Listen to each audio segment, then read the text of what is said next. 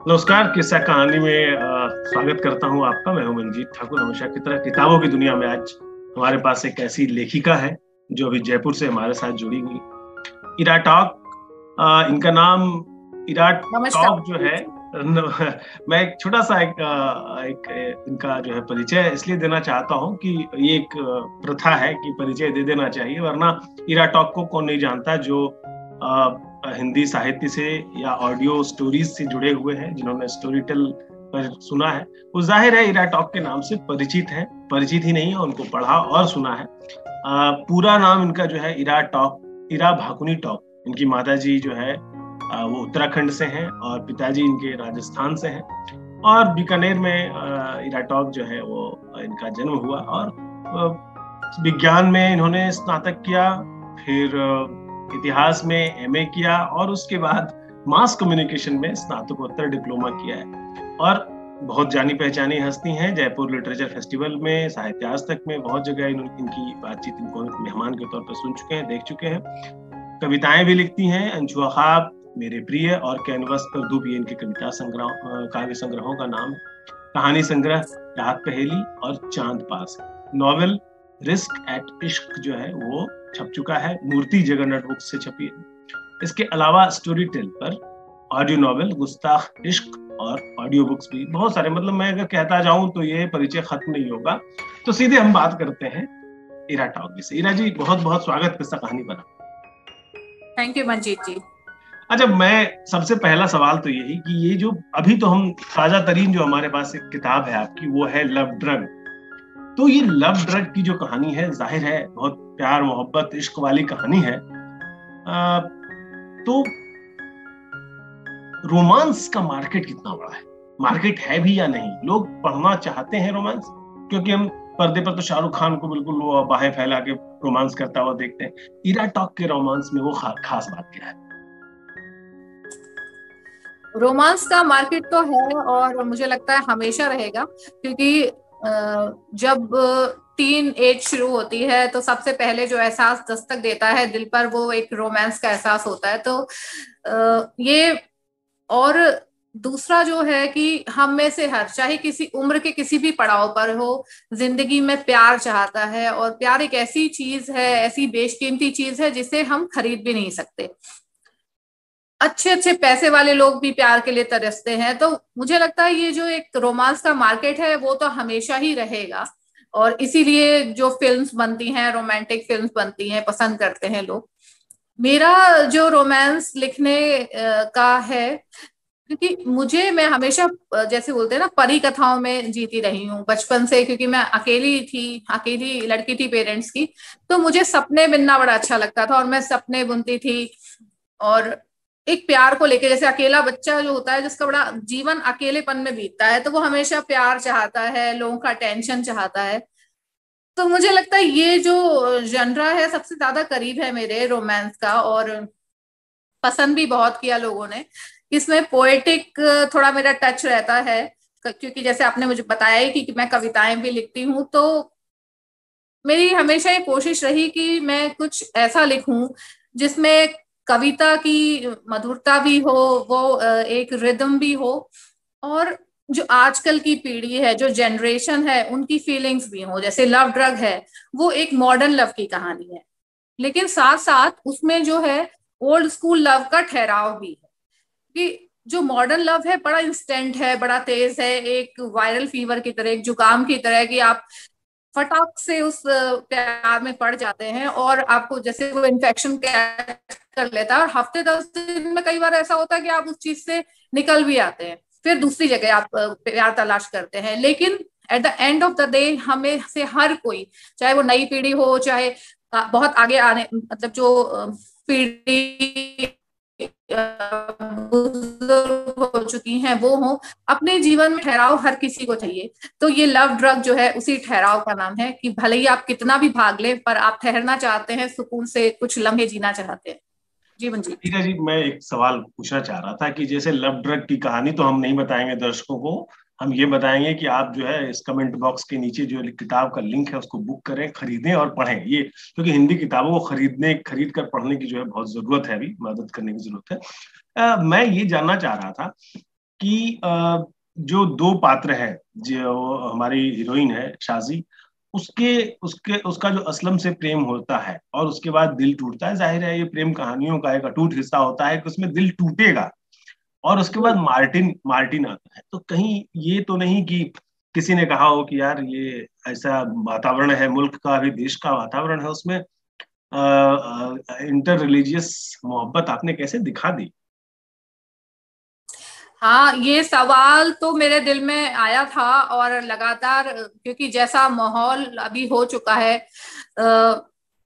लेकिन मुझे लगता है कि जब प्रेम होता है तो प्रेम धर्म नहीं देखता, जात नहीं देखता। आप किसी को पसंद करते हैं तो आप कभी ये पूछ के नहीं पसंद करते कि आप कौन सी कास्ट के हैं, कौन से रिलीजन के हैं, वरना फिर वो प्यार नहीं हुआ, वो एक बिजनेस हो गया जिसमें आप नफा नुकसान देख रहे हैं, उसमें आप आगे फ्यूचर तलाश रहे हैं कि मैं अगर इस रिलेशन में अपना इन्वेस्टमेंट करता हूँ इमोशनल, तो मैं कहाँ तक उसमें जा पाऊंगा। लेकिन जो वाकई में प्यार होता है, जो फीलिंग्स होती हैं, वो मुझे लगता नहीं है कि कभी ये सोच के आती है, क्योंकि एक वो होता है ना कि हम कितना भी सोच लें, अगर हम प्यार में होते हैं, भले ही हम कितना भी सोच लें सही गलत, लेकिन हम एंड में करते वही है जो हमारा दिल चाहता है।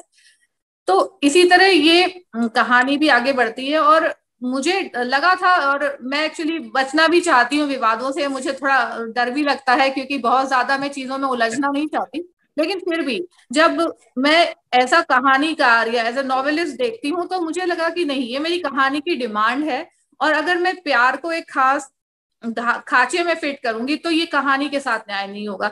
अगर मैं उसी धर्म में है और वो उसी धर्म में प्यार कर रही है, तो फिर वो स्ट्रगल ही क्या हुआ उनकी लाइफ का। तो इस तरह इंटर रिलीजन मैरिज दिखाई है, और ये तो इंटर रिलीजन है, जबकि आजकल तो आपने देखा ही होगा कि मतलब हिंदू में भी अगर आप दूसरी कास्ट में करते हैं, उसके लिए भी हमेशा से लोगों का बहुत माइंडसेट अलग रहा है कि नहीं, हम अपनी ही कास्ट में करेंगे, ब्राह्मण है तो ब्राह्मण में करेंगे, ठाकुर है तो ठाकुर में करेंगे। तो वो बहुत सारी चीजें हैं, लेकिन मैं दिखाना चाहती थी कि जब प्यार होता है तो वो ये सब कुछ नहीं देखता, और प्यार के लिए आप पूरी दुनिया से टकरा जाते हैं। तो जो प्यार होता है वो कुछ अलग ही होना चाहिए, जुनून होना चाहिए, उसमें तूफानी होना चाहिए, वरना तो फिर प्यार दुनिया की बाकी चीजों से अलग कैसे होगा। अलग कैसे हुआ? बहुत बढ़िया बात कि इस दुनिया में जो आपने बात कही, मुझे जावेद अख्तर साहब का लिखा हुआ, मतलब बिल्कुल एग्जैक्ट तो नहीं लेकिन कुछ कुछ वैसा ही है कि शहर के दुकानदारों, तुम क्या जान पाओगे, कुछ ऐसा है, कारोबार उल्फत में सूद क्या है, जिया क्या है, सूद और जिया मतलब मूलधन। बहरहाल, जो प्रेम है, जो उसको लिखने के लिए लोगों का खुद रोमांटिक होना कितना जरूरी है? क्या अनरोमांटिक आदमी रोमांटिक उपन्यास लिख सकता है या कहानियां लिख सकता है? आ, वैसे तो मैं मानती हूँ कि एक लेखक या कवि जो होता है वो भावुक होता ही है, बाय डिफॉल्ट भावुक होता है। लेकिन लिखना जो है ना, एक स्तर के बाद, जैसे आप अपने लिए लिखते हैं, इमोशनल होकर डायरी लिख दी, वो एक अलग प्रोसेस है। लेकिन जब आप एक स्तर के बाद आप प्रोफेशनल राइटिंग में जाते हैं, तो आप हर तरह का लिख सकते हैं। तो उसके लिए बहुत जरूरी नहीं है कि वो बंदा रोमांटिक ही हो या वो बहुत सक्सेसफुल हो अपने रिलेशनशिप में। और एक तो वो तो वक्त के साथ आप सीख जाते हैं। जैसे मेरा दूर दूर तक हिंसा से कोई वास्ता नहीं है, लेकिन मैंने मर्डर मिस्ट्रीज भी लिखी हैं, अरे वाह! साइकोलॉजिकल भी मैं लिख रही हूँ। तो मुझे लगता है कि हम लोग सीखते हैं, ये एक लर्निंग प्रोसेस है। जैसे आप पत्रकारिता में किसी भी आपका पर्सनल नेचर जैसा भी हो, लेकिन आप पत्रकारिता में जाते हैं तो आप अलग अलग तरह की चीजें सीखने लगते हैं। जी हो सकता है आप पॉलिटिक्स में बिल्कुल भी रुचि ना रखते हो, लेकिन आप पॉलिटिकल बीट ही आपको मिल जाए तो आपको वो सीखना पड़ता है। तो जी। इसी तरह मैंने भी बहुत कुछ सीखा और डेवलप किया। तो अब मैं इस चीज को बाधा नहीं मानती हूँ कि कोई कैसे भी स्वभाव का इंसान है, लेकिन अगर वो लिखने का जानता है तरीका, और ये लिखने का क्राफ्ट जानता है, जैसे फिल्म लिखते हैं, तो फिल्म में भी हम कई तरह के कैरेक्टर्स लिखते हैं। एक ही राइटर जो है वो एक हीरो का कैरेक्टर रच रहा होता है, और वही एक एंटागनिस्ट का कैरेक्टर रच रहा होता है, जो कि बिल्कुल अपोजिट कैरेक्टर्स होते हैं। तो मतलब ये एक प्रोसेस है लर्निंग का, और आप हर तरह के पात्र रचना सीख जाते हैं वक्त के साथ साथ। अच्छा, आप तो प्रिंट में भी, जैसे प्रिंट में जो किताब आई है, उपन्यास आए हैं आपके, और आपने ऑडियो में बहुत लिखा है, क्या दोनों के क्राफ्ट में कोई अंतर होता है? ऑडियो में किस तरह का लिखा जाए, क्योंकि हमारे ग्रुप के बहुत सारे लोग ऑडियो में कहानियां रिकॉर्ड करके भी डाल रहे हैं, पॉडकास्ट के जरिए भी डाल रहे हैं। क्या ऑडियो राइटिंग में और जो प्रिंट की राइटिंग होती है, जो छपने वाली कहानियां होती है, उसकी में कोई क्राफ्ट में, कोई शैली में अंतर होता है, कहन में कोई तरीका अलग होता है? जी हाँ मंजीत जी, काफी अंतर होता है। क्योंकि जैसे जब हम प्रिंट में लिखते हैं तो हमारे पास ये आजादी होती है कि हम मान लीजिए मौसम के बारे में लिख रहे हैं तो हम मौसम को चाहे तो हम 2 पेज में मौसम के बारे में ही लिख सकते हैं, अलग अलग उपमाएं देकर। लेकिन ऑडियो में ऐसा नहीं होता है, क्योंकि उसमें जो ऑडियंस होता है, जो हमारा उनपे जो लिसनर होता है, उन पर इतना ना वक्त होता है ना इतना पेशेंस होता है कि वो उस चीज को उतना देर तक सुनते रहे। तो इसमें जो होता है, हमें ज्यादातर ऑडियो में ज्यादातर बातें जो है, ज्यादातर डिस्क्रिप्शन जो है वो डायलॉग्स के थ्रू ही देना पड़ता है कि 2 कैरेक्टर्स आपस में बात कर रहे हैं और वो मौसम को डिफाइन कर रहे हैं। तो डायलॉग्स पे ज्यादा जोर रहता है ऑडियो में और डिस्क्रिप्शन कम रहता है। जबकि जो प्रिंट में किताबें आती हैं उसमें डिस्क्रिप्शन भी उतना ही होता है, कई बार डायलॉग्स ना के बराबर भी होते हैं।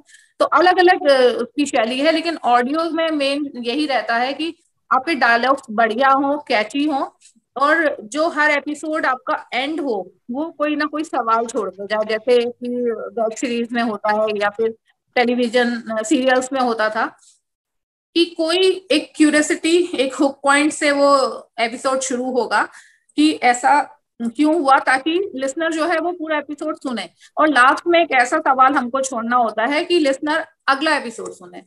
तो थोड़ा सा डिफरेंट है दोनों का तरीका। तो लव ड्रग की अगर बात करें, ये जुनूनी इश्क की अतरंगी दास्तान है। इसमें मैं आपके जो चैप्टर्स हैं उसके कुछ नाम पढ़ रहा हूँ। पहला चैप्टर है लव धुआं, दूसरा है love theatre, love reaction, love connection, love लफड़ा, लव घर, love rewind, love vitriol, love no rules और लव दोबारा। अब ये हर चैप्टर में लव है तो जाहिर है, क्योंकि रोमांस की किताब है तो लव होगा ही। लेकिन ये मुझे ये अंदाजा लग रहा है ऐसे कि एक हिंदी का एक नया कहन जो है, एक नया तरीका है जिसमें आप अंग्रेजी के शब्दों का इस्तेमाल कर रही हैं, बातचीत के शब्दों का इस्तेमाल, जो आम फहम भाषा है उसका इस्तेमाल ज्यादा कर रही हैं। क्या ये आपके ऑडियो राइटिंग की वजह से ऐसा है, या आपने अपना क्राफ्ट अलग बनाया है कि नहीं, बहुत आसान समझने वाली, आम बोलचाल की, युवाओं को टारगेट करने वाली एक हिंदी लिखी जाए? जी ऑडियो से नहीं है, मेरा लिखने का स्टाइल ही ऐसा है शुरू से। मुझे लगता है कि जो भाषा है वो ऐसी होनी चाहिए जो आज की पीढ़ी को समझ में आए। आपने देखा होगा जब हम किसी को प्यार करते हैं तो ऐसा बहुत कम होता है कि हम बोलें कि मैं तुम्हें प्यार करता हूँ या करती हूँ। मतलब हमेशा से आई लव यू ही सुना जाता रहा है, और बहुत कॉमन वर्ड है, इतना कॉमन है कि वो ऐसा लगता है कि वो अपनी भाषा का शब्द है। तो मुझे लगता है कि जो हमारी जनरेशन है और मतलब जैसे जो भाषा मैं बोलती हूँ या समझती हूँ, तो मेरी भाषा इसी तरह की है। मैं बहुत ज्यादा शुद्ध हिंदी नहीं बोलती हूँ। मेरी भाषा में हिंदी, उर्दू, अंग्रेजी सारे शब्द मिक्स होते हैं। तो वही भाषा में लिखती हूँ क्योंकि मेरे आसपास के लोग भी, मुझे लगता है कि वो भाषा समझते हैं। और मेरी कोशिश हमेशा यही रहती है कि एक राइटर को वही लिखना चाहिए जिससे ज्यादा से ज्यादा लोग कनेक्ट कर सकें। इस पीढ़ी के, मेरी वाली पीढ़ी के, मुझसे जो छोटे हैं, मुझसे 10-20 साल छोटे वाले पीढ़ी के लोग, और मुझसे आगे जो पीढ़ी है 10-20 साल आगे, वो भी मुझे लगता है इस भाषा को समझती है। तो आज की भाषा बोलनी चाहिए। अगर आप बहुत ज्यादा शुद्ध लिखने लगेंगे तो हो सकता है कि आप भाषा को, तो अपनी भाषा को बचा रहे हैं, प्रिजर्व कर रहे हैं, लेकिन वो बात आप आम जनता तक, आम पाठक तक नहीं पहुंचा पाएंगे। तो मेरी कोशिश रहती है कि मैं नए से नए शब्द लाऊं जो आज की जनरेशन के शब्द हैं, और ऐसे कुछ शब्द भी इंट्रोड्यूस करूं जिससे जो लोग नहीं जानते हैं वो भी कुछ सीखें कि हाँ ये नया शब्द है तो इसका क्या मायने है। इस तरह भाषा के साथ मैं हमेशा प्रयोग करती रही हूँ, और मुझे लगता है इसी वजह से काफी मेरे नॉवेल्स को या कहानियों को लोगों का प्यार मिलता है, क्योंकि वो कनेक्ट करते हैं। उन्हें लगता है कि उनके दिल की भाषा है, वो कोई बहुत अलग या कठिन भाषा नहीं है। वो जैसा सोच रहे हैं उसी तरह वो भाषा उनके जो फीलिंग्स को बयान कर रही है। तो बस ये यही वजह। जो आजकल कुछ राइटर्स जो है, वो हमारी और आपकी उम्र के या पीढ़ी के जो लोग हैं, उसमें से कुछ राइटर्स ने नई हिंदी आंदोलन चलाया है कि भाई हिंदी में नई वाली हिंदी। उस नई वाली जी हिंदी में आमतौर पर वो अंग्रेजी के शब्दों को रोमन में लिखते हैं किताब के अंदर में, ऐसा मैंने देखा है। क्या आपको ये जरूरी लगता है कि ऐसा किया जाना चाहिए? इससे भाषाई एक्सपेरिमेंट को बढ़ावा मिलेगा, पहली बात। दूसरी बात कि क्या हम ऐसा करने के लिए सिर्फ अंग्रेजी के शब्दों को ही क्यों लें? हम बांग्ला, मराठी, तमिल, तेलुगु के नए शब्द क्यों न लें नई वाली हिंदी में? बिल्कुल, बहुत बहुत अच्छा सवाल है। और ये नई हिंदी से मैं इस चीज से कभी इत्तेफाक नहीं रखती हूँ। मैं कहती हूँ कि आज की हिंदी हमारी भाषा, और सबसे अच्छी मैं इसे टैग देना चाहूंगी कि दिल वाली हिंदी। जो हिंदी हमारे दिल की बात को बयान करे, वो वाली हिंदी मैं लिखती हूँ। और भाषा, बिल्कुल इस बात से मैं सहमत हूँ, क्योंकि जैसे मैं महाराष्ट्र में पिछले 6 साल से बॉम्बे में रह रही हूँ, तो काफी नए शब्द मैंने वहां सीखे हैं। तो मैं उन शब्दों का भी प्रयोग करती हूँ, और अगर वो शब्द नए हैं तो मैं ब्रैकेट में उनका हिंदी मायना भी लिख देती हूँ, ताकि लोगों को समझ में आए, लोग नया शब्द सीखें। तो नई वाली हिंदी में सिर्फ अंग्रेजी ही नहीं है, बहुत सारे वर्ड्स हैं। क्योंकि आज जो है हम लोग ओटीटी प्लेटफॉर्म पे या जो इंटरनेशनल सिनेमा हर चीज देखते हैं, तो कितने अमेरिकन, लैटिन वर्ड और बंगाली, मराठी, गुजराती, बहुत सारे वर्ड्स हैं जो हमारी हिंदी में शामिल हो गए हैं। तो ये आज की जो हमारी भाषा है, जो आज की ये जो दिल वाली हिंदी है, क्योंकि भाषा का उद्देश्य क्या होता है? भाषा का उद्देश्य होता है कि वो हमारी भावनाओं को दूसरे तक संप्रेषित कर सके। तो जो भाषा हमारे दिल की भावना को दूसरे तक पहुंचा रही है, वो हमारी भाषा है, वो दिल की भाषा है। तो उसमें सारे शब्द हो सकते हैं, और रोमन में भी लिखो, और अदरवाइज तो मुझे लगता है कि उसे इंग्लिश में भी लिखा जा सकता है, ब्रैकेट में उसका इंग्लिश वर्ड भी सही। क्योंकि कई बार ऐसा होता है कि जो इंग्लिश वर्ड होता है, रोमन में लिखने पे उसका उच्चारण ही बदल जाता है। तो मैं तो इस बात पे भी सोचती हूँ कि उन्हें ब्रैकेट में इंग्लिश में भी उसका ओरिजिनल वर्ड लिखना चाहिए उस भाषा की लिपि में। अच्छा, ये आजकल प्रकाशकों और लेखकों के बीच ना एक रॉयल्टी का विवाद चल रहा है। क्या हिंदी समाज अभी, या हिंदी का जो पाठक और प्रकाशक वर्ग और लेखक वर्ग की जो तिकड़ी है, जिसके बीच रिलेशंस बड़े कमजोर भी हैं कभी कभी और कभी कभी बहुत मजबूत भी हैं, क्या ऐसे विवाद का ये सही वक्त था? मुझे लगता है कि बहुत जरूरी है ये, रॉयल्टी तो मिलनी ही चाहिए लेखक को। क्योंकि जब लेखक लिखता है तो वो अपना बहुत सारा समय लगाता है उसे लिखने में, बहुत सारी भावनाओं को इन्वेस्ट करता है, पैसा भी इन्वेस्ट करता है खुद अपना, क्योंकि कई बार रिसर्च के लिए उसे घूमना पड़ता है, ट्रेवल करता है। तो रॉयल्टी तो बहुत जरूरी है। और क्योंकि अगर हम इस चीज को सीरियसली लेंगे, प्रोफेशनली लेंगे, तो मुझे लगता है कि हर राइटर अपनी जीविका जो है वो लिखने से भी कमा सकता है। उसे ये नहीं कि उसे लिखने के साथ साथ अलग से नौकरी भी करनी पड़े। लेकिन ये तभी पॉसिबल है जब प्रकाशक ईमानदारी से उसको रॉयल्टी का स्टेटमेंट देंगे, और इस चीज को एक प्रोफेशनल लेवल पे जाएंगे। ये नहीं कि लेके जाएंगे कि ये नहीं कि हाँ आपने लिख दिया। और मुझे लगता है कि इसमें जो माहौल बिगाड़ने वाले वो लोग भी हैं, जो लोग अपनी किताबें पैसे दे के छपवा रहे हैं। हम्म। क्योंकि छपने का सबको इतना ज्यादा मतलब रहता है कि वो छपास हो अपना गया। इन्वेस्टमेंट। जी, छपास बिल्कुल सही कह रहे हो। तो मतलब इतना कि रहता है कि सबको छपना है, और इसका फायदा फिर बहुत सारे छोटे मोटे, आप देखिए कि प्रकाशक, कितने सारे प्रकाशक हो गए हैं। आज से कुछ साल पहले बहुत गिने चुने थे, और आज इतने प्रकाशक हो गए हैं कि आप हर बार नया नाम सुनते हैं, कि हर बार किसी नए प्रकाशन से किसी किताब आ रही है। तो ये गलत है कि वो दो चार अच्छे बड़े लोगों को छाप देते हैं, बाकी वो उनके नाम पर या उनकी किताबें दिखा के नए लोगों को बुलाते हैं। और नए लोग अपने बहुत, मैं ऐसे लोगों को भी जानती हूँ जो 1-1 लाख रुपए दे के छपवा रहे हैं। तो मुझे लगता है ऐसे छपने से कोई फायदा नहीं है कि वो किताबें कोई पढ़े नहीं। लेखक बनना एक बहुत बड़ा संघर्ष होता है, आपको जूझना पड़ता है अपने आप से, दुनिया से, और अपने पाठक बनाने पड़ते हैं लगातार लिख के। कोई भी चीज जो है वो एक रात में नहीं होती कि आपने आज एक किताब लिखी और वो कल बेस्ट सेलर हो गई। ऐसा कभी नहीं होता है, बहुत रेयर होता है। उसके लिए पता नहीं वो लेखक जो है, जो प्रोफेशनली जो राइटर हैं, वो कितना संघर्ष करते हैं और फिर जाके उनका कोई काम बेस्ट सेलर होता है। हम्म। तो वो संघर्ष को समझना बहुत जरूरी है। इस विषय में एक रसूल हमजा तौफ की बात याद आती है कि रसूल हमजा तौफ जिन्होंने मेरा दागिस्तान लिखा था, और वो बहुत अच्छा लिखते थे, तो उन्होंने एक बात लिखी थी कि वो किसी एकेडमी के अध्यक्ष बने थे, तो एक महिला उनके पास आई और बोली कि आप इस एकेडमी के अध्यक्ष हैं और मेरे हस्बैंड की आप किताब छपवा दीजिए। तो बहुत बार आई तो उन्होंने छपवा दी। फिर बाद में वो आई कि मेरे हस्बैंड को तो कोई पढ़ ही नहीं रहा, उनका तो कोई नाम ही नहीं जानता है। तो रसूल हमजा तो ने बोला कि किताब छपवाना आसान होता है लेकिन उसके पाठक ढूंढना बड़ा मुश्किल होता है। उसके लिए जो है लेखक को अपनी, जैसे सीढ़ी चढ़ना होता है ना, आप मंदिर तक, ऊंचाई पे मंदिर है तो आपको सीढ़ी चढ़ के ही जाना पड़ेगा। तो उसी तरह जो आप एक लेखक बनते हैं तो उसके लिए बहुत संघर्ष की सीढ़ियां चढ़नी पड़ती हैं। तो वही मैं कहना चाहूंगी कि पैसे देके किताब छपवाना बहुत आसान है, लेकिन उस वजह से बाकी जो असली लेखक हैं वो बेचारे प्रताड़ित होते हैं, उनको रॉयल्टी। असली लेखक, आपने एक शब्द कहा, असली लेखक। मैं एक छोटा सा, क्योंकि समय खत्म हो रहा है, इरा जी मैं आपसे एक सवाल पूछता हूँ। जो अभी तक नहीं छपा है, लेखक अभी तक प्रकाशित नहीं हुआ है, उसको अपनी पहली किताब के लिए क्या करना चाहिए, बहुत संक्षेप में?